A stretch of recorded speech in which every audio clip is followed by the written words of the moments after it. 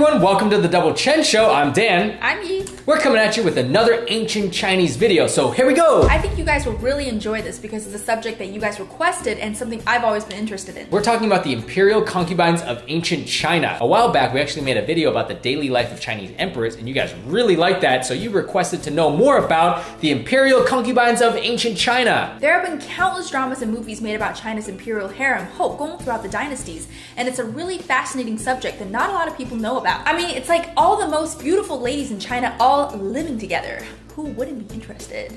Especially since the lives of the emperor's wives and concubines were often kept secret behind closed doors. What do they do all day? Do they just wait around for the emperor to visit them? Maybe play an ancient game of mahjong? I mean, did they just walk around the ancient palace catching Pokemons all day? How do they entertain themselves? How much freedom do they really get? We're also curious, so we did some research, and luckily a lot more information is now available because of the internet. Since the most accessible information was about the most recent dynasties, we're going to tell you guys a little bit about the lives of imperial consorts living during the Great Qing dynasty. But before we get into all of that, here's a quick bit of history about China's imperial consort system. China's imperial consort system was first established in the Western Zhou period, which was around 1046 to 771 BC. This is China's third dynasty, so as you can see, this system was in place very early on. At that time, there was already the idea of the emperor and the empress representing the two parts of the universe, the heaven and the earth, as well as yin and yang. Man represented the heaven and yang, the woman represented the earth and yin. The role of the emperor was to rule, and the role of his empress was to obey his commands. Remember, this is ancient China. Since the emperor is all-powerful and considered to be the father figure to his people, his wife, the empress, must be a mother figure and role model to all women across the country. Therefore, her conduct is strictly regulated so that she may remain a respectable figure. How well the emperor's family is managed is a direct reflection of how well his country is managed as a result. The rankings and regulations are heavily enforced in the imperial harem and amongst all consorts. They are also required to be morally outstanding, have a righteous heart, be kind, respectful, nurturing, and graceful. They must also embody the virtues of filial piety, frugality, and refrain from indulging in luxury. Oh, and on top of that, they should be talented and well-versed in poetry, dance, music, literature, instruments, chess, calligraphy, and painting. What is this, ancient Miss Middle Kingdom? Of course, it also helps if they're very good looking, but mostly the other stuff. Only the best for the emperor and the best genes for his children. According to ancient Chinese texts, the emperor was to always have an abundance of wives and concubines surrounding him.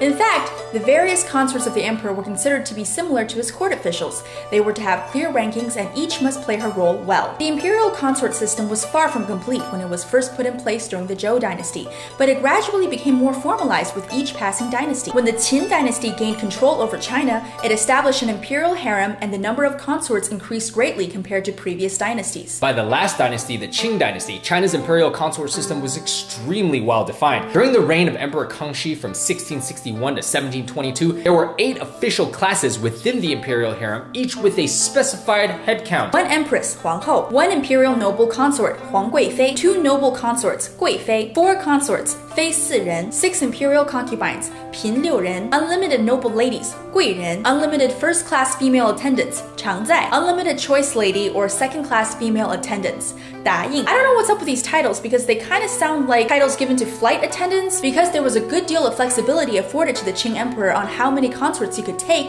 the difference between each emperor was huge. For example, Emperor Kangxi was said to have approximately 50 to 60 consorts, whereas Emperor Guangxu was known to have only 2 consorts apart from his empress. So back to our topic for today. What's it like to live as a Qing emperor's consort? Well, it depends, because the experience does vary according to ranking. Obviously better if you're ranked higher because you are afforded your own living quarters with personal ladies in waiting. The higher your rank, the more people you get to take care of you. You also get better food and get to accompany the emperor on more occasions. You also get a better allowance, better clothes, jewelry, tableware. Basically, you're living the life. The bad thing is it can be a very lonely life and get to be quite boring. But the good thing is you're surrounded by luxuries and fun little activities to brighten your day. Entertainment. Let's start with entertainment. During their time off, which is when they're not accompanying the emperor at some sort of formal function, these ladies played a lot of games. Many of them enjoyed a nice game of xiangqi or Chinese chess. They also like to play 纸牌 or Chinese playing cards. Another unique game is 投壶, a game during feast, which the winner was decided by the number of arrows thrown into a distant pot. The consorts also really enjoyed using the swing, yes, just the regular swing, and felt that swinging in the air was a semi-heavenly activity because they were flying in the air. Sort of. Similar to a Western court, the ladies of the Qing palace frequently watched musical performances. The famous Empress Dowager Cixi in particular was a big fan of the musical theater. Other activities included fishing, sightseeing, flower gazing, and raising puppies. Dogs were so popular at the Qing court that there was a special quarter in the harem to house the pets. There were also people specifically tasked to take care of them. At times, the palace housed more than 100 dogs. Emperor Dowager Cixi was also known to bring 10 of her favorite pets on her outings. Also, apparently, the Qing dynasty Manchurians were big fans of snow.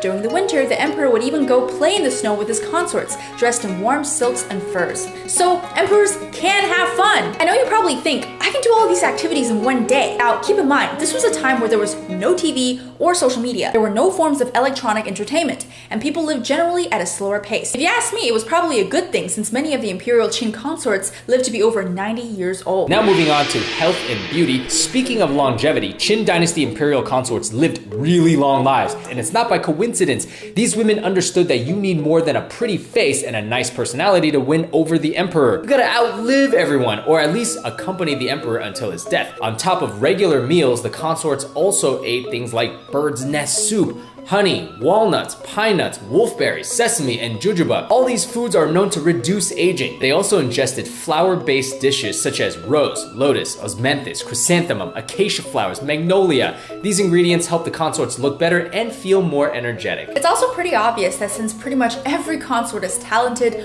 well-nourished, and naturally attractive, one had to pay extra attention to look nice in order to gain the emperor's favor. The consorts relied on natural remedies to enhance their beauty. For example, Qing dynasty consorts were very particular about hair care. They washed their hair using a blend of Chinese medicinal herbs such as chrysanthemum powder, and they also took Chinese medicine that improved hair quality. Empress Dowager Cixi would even use different combs for different parts of her hair and scalp to properly distribute oil along the hair, maintain cleanliness, and improve blood circulation. As a result, she had a head of shiny black hair until her 70s! By the way, Cixi was famous for her beauty. She was selected amongst many young women as a teenager to enter the palace, and she was soon elevated to the title of Imperial Concubine. She bore Emperor Xianfeng's only son and eventually became one of the most powerful women in the Qing dynasty court. Now let's talk about food. But of course, the Chinese put a lot of emphasis on achieving health and proper nourishment through food.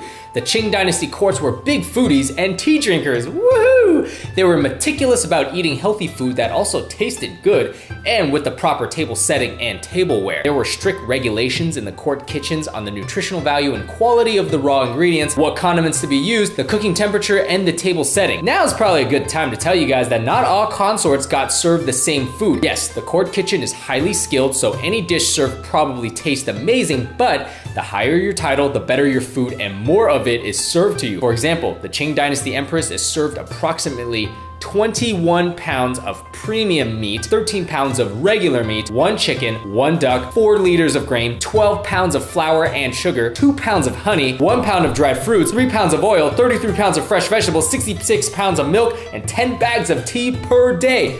Not month, day. These were converted calculations from Chinese measurements, of course. And from there, each lower ranking gets slightly less. For example, an imperial noble consort will get less amounts than the empress, but still the same variety. However, a first-class female attendant will only get around 5 pounds of premium meat and 2 pounds of regular meat every day, and 5 chickens per month. Still, nowhere near starvation. All the raw ingredients served in the imperial harem must be of highest quality and are imported to the capital from all over the country. The militaries in each locale must offer the court a large quantity of a local delicacy. Depending on the locale, this could be deer, wild boar, bear, pheasant, tiger bone, pigs, salted fish, swan, raccoon, bear's paw, sturgeon, etc. In addition, the Qing dynasty royalty were big tea drinkers. The main drink within the palace was tea. At the time, the Zhejiang province produced the most tea, so the best kind would be offered to the imperial court and enjoyed by the consorts. The famous dragon well Xihulongjing tea and Biluochun were enjoyed in the summer, whereas pu'er and other black teas were served in the wintertime. The rule of thumb is the more yellow the china, the higher ranking of the consort. The empress and the empress dowager used all yellow china, whereas the imperial consort's dishes are yellow with green dragon print.